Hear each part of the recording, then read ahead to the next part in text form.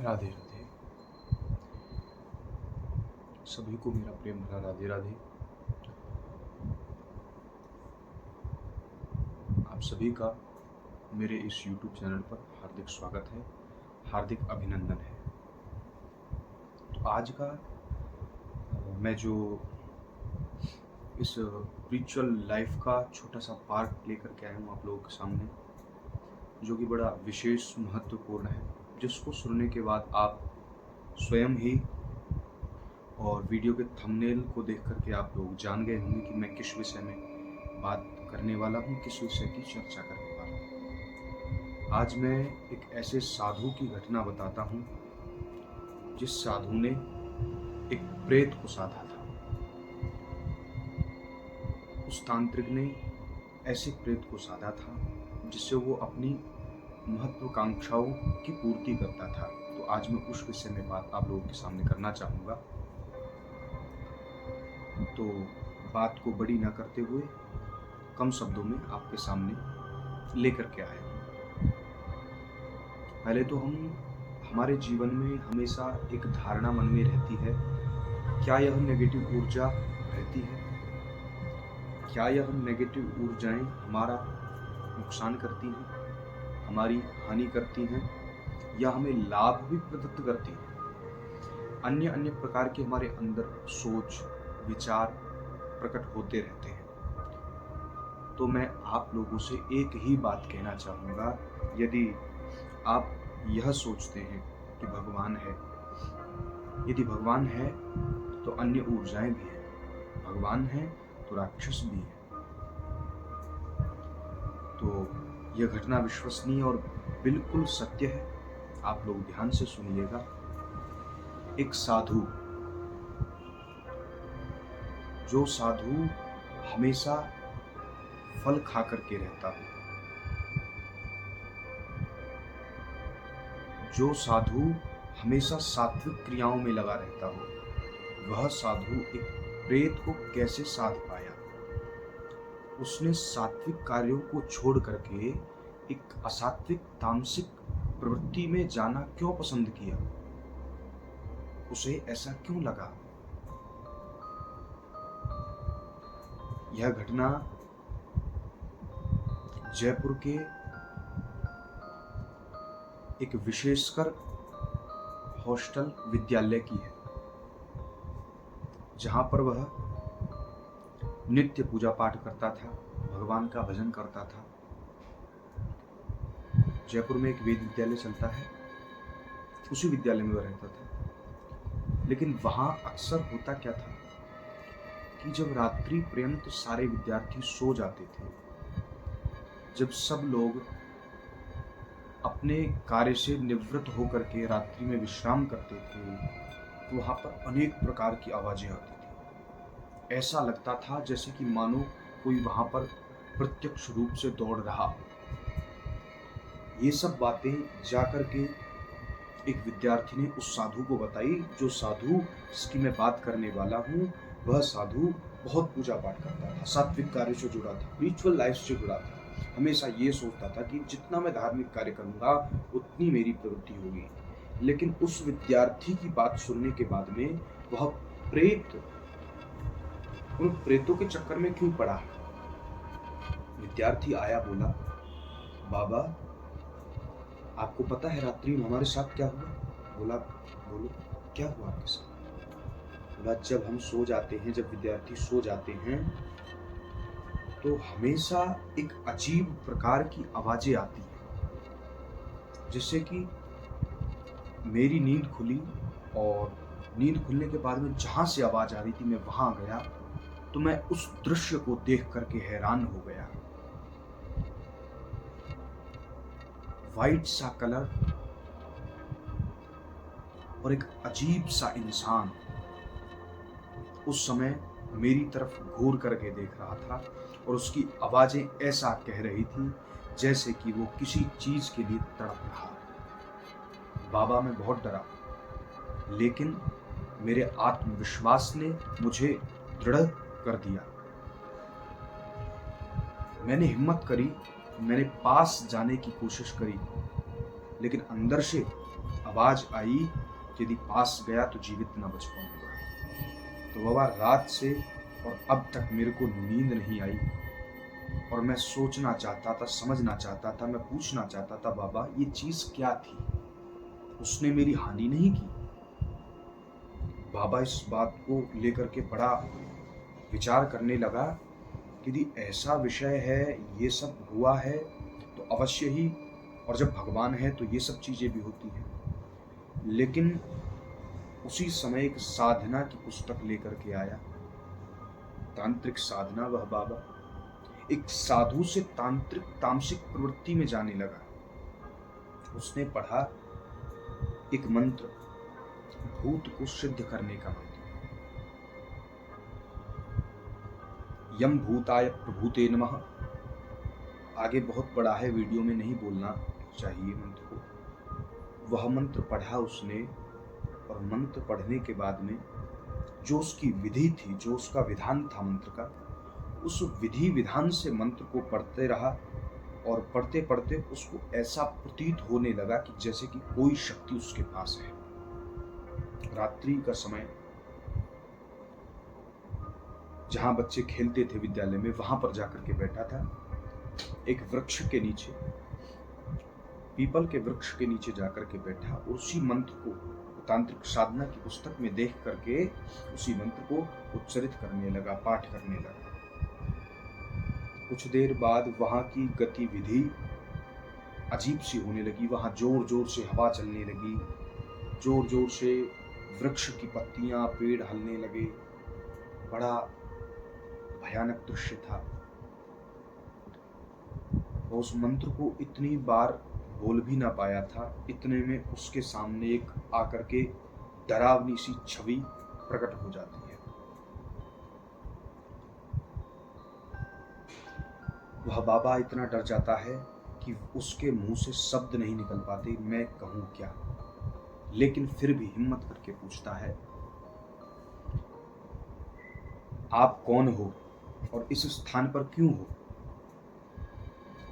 विद्यार्थियों को आपकी ये जो डरावनी ध्वनियां हैं ये सुनाई देती हैं, वह परेशान रहते हैं, पढ़ नहीं पाते।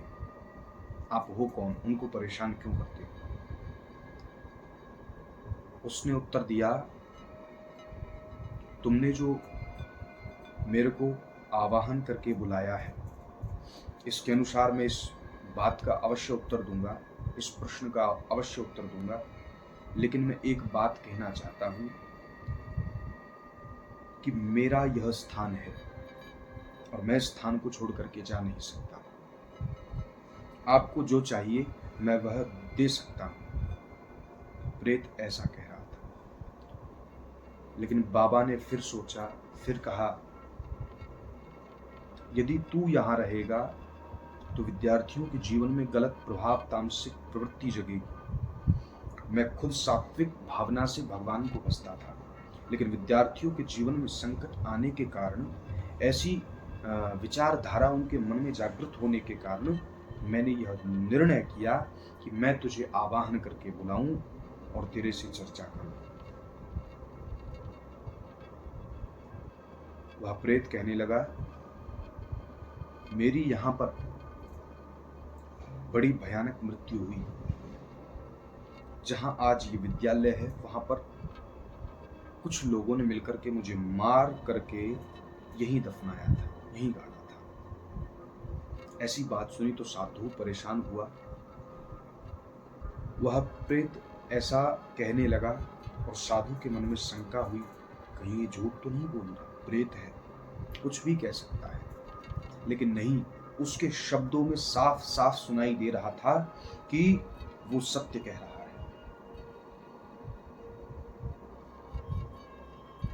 वह कई वर्षों से भटक रहा था। उस साधु ने सोचा कि यह ऐसे ही भटकता रहा तो ना तो इसको मुक्ति मिल पाएगी और ना उन विद्यार्थियों को अच्छी विद्या का अध्ययन हो पाएगा, वो स्टडी नहीं कर पाएंगे। उस साधु के सात्विक स्वभाव से एक तामसिक प्रवृत्ति में जाना और तामसिक एक चीज को, तामसिक हवा को, तामसिक वायु को नेगेटिव ऊर्जा को अपने बलबूते से वश में करके मुक्ति प्रदत्त करना एक साधु का कर्तव्य था। इस साधु ने सात्विक कार्यों से जुड़ा ही था। वहां पर विद्यार्थियों के द्वारा ही 11 विद्यार्थियों के द्वारा मूल पाठ करा दिया उसी प्रेत के नाम से। और जब वह मूल पाठ कराया तो मूल पाठ के जब 7 दिवस में उस जो प्रेत था, दूसरे दिन तक उस प्रेत ने बड़ी विचित्र लीलाएं की। वहां पे बड़ा भयानक लोगों को परेशान किया। वह चाहता नहीं था कि मुक्ति हो, कि उसे वह अपना घर लगता था, लेकिन साधु चाहता था कि मुक्ति हो जाए। हमेशा साधु का कर्तव्य होता है कि गिरते हुए को बचाना, चाहे वो प्रेत है, चाहे वो तामसिक प्रवृत्ति का तांत्रिक है, चाहे वो कोई जीव है, चाहे वो कोई शेर है, चाहे कोई भी जीव है, संसार का कोई भी व्यक्तित्व, कोई भी इंसान है। साधु का फर्ज बनता है, गलत रास्ते पे है तो उसको बचाएगा। उसने इसी प्रकार मूल पाठ करवाया, जिससे कि वहां जो प्रेत था उसकी मुक्ति हुई और साधु ने अपने पूर्णतः कर्तव्य को निभाते हुए विद्यार्थियों के जीवन को सफल बनाया। यह साधु की महिमा है। साधु का कर्तव्य क्या होता है? साधु यदि चाह ले तो सब कुछ कर सकता है। कहते हैं कजा को रोक देती है दुआरो संजमी रोकी। कजा जो होती है वो क्या है? दुआ जो होती है वो क्या है? कजा को रोक देती है दुआरो संजमी रोकी। भला मंजूर है अपना तो कर खिदमत फकीरों की। यहाँ पे कहा गया है यदि साधु चाले फकीर चाह ले तो कजा को जो लिखा है, ईश्वर ने भी लिखा है ना, जो उसको साधु टाल सकता है। कजा को रोक देती है दुआ रोशन जमीर। वो जमीर, वो साधु उस दुआ के द्वारा उस परमात्मा के एक बार एक लिखे को भी टाल सकता है। तो साधु में वो शक्ति होती है। हमारे ब्रज में कहते हैं एक बार एक साधु नदी में स्नान करने गए। वहां पर जब स्नान कर रहे तो उन्होंने देखा कि एक बिच्छू छोटा सा पानी में बहता जा रहा था। उनको दया आई। साधु का स्वभाव है निर्मल, और यह बात भगवान भी कहते हैं। भगवान स्वयं कहते हैं निर्मल मन जो जेहि सोहि मोहि पावा, मोहि कपट छल छिद्र न भावा। मोहि कपट छल छिद्र न भावा। भगवान स्वयं कहते हैं जो कपट करता है, जो चालाक व्यक्ति है, जो यह सोचता है कि वह पूजा न कर सके मैं करूं, तो भगवान उसको प्राप्त नहीं होते। भगवान साधु को प्राप्त होते हैं जिसका निर्मल मन जन सोही मोहि पावा। जिसका निर्मल मन है भगवान उसको प्राप्त होते हैं। तो साधु ने देखा कि एक बिच्छू पानी में तैर रहा था। साधु को लगा ये शायद डूब रहा है। तो जैसे ही वह देखा साधु ने तो उसको हाथ में उठाया। साधु का कर्तव्य है बहते हुए को बचाना। साधु ने जैसे ही उठाया वैसे ही साधु के हाथ में उसने डंक मार दिया। साधु ने फिर छोड़ दिया, लेकिन साधु का फर्ज है बहते हुए को बचाना। फिर साधु ने उस बिच्छू को उठाया, फिर बिच्छू ने डंक मार दिया, फिर छोड़ दिया। फिर साधु ने उठाया। महाराज कम से कम 5 से 10 बार उस साधु के हाथ में डंक मार दिया, लेकिन साधु ने प्रयास करना छोड़ा नहीं।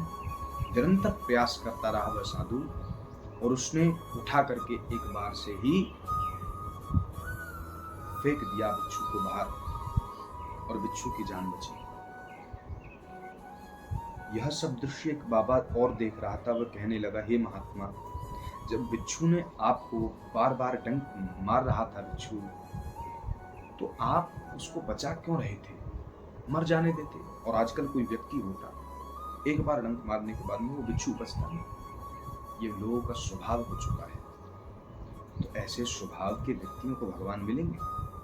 कदापि नहीं। ऐसे स्वभाव के प्रेतों की मुक्ति हो पाएगी? कभी भी नहीं। तो यह बात समझिए,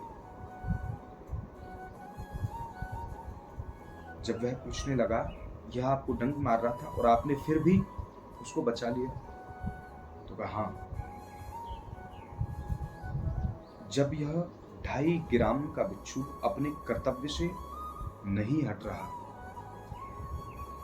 इसका कर्तव्य है जो इसको छुएगा उसको डंक मारेगा, जो इसको छेड़ेगा उसको डंक मारेगा। ये बिच्छू का कर्तव्य है, बिच्छू का कार्य है, जीवों का कार्य होता है।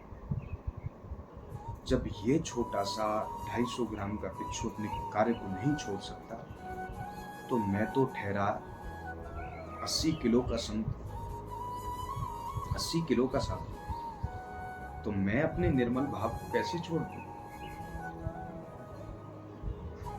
यह बात सुन करके वह साधु, वह व्यक्तित्व का एक परामर्श, सात्विक भाव का सोच रखने वाला वह आदमी, वह धन्य हुआ।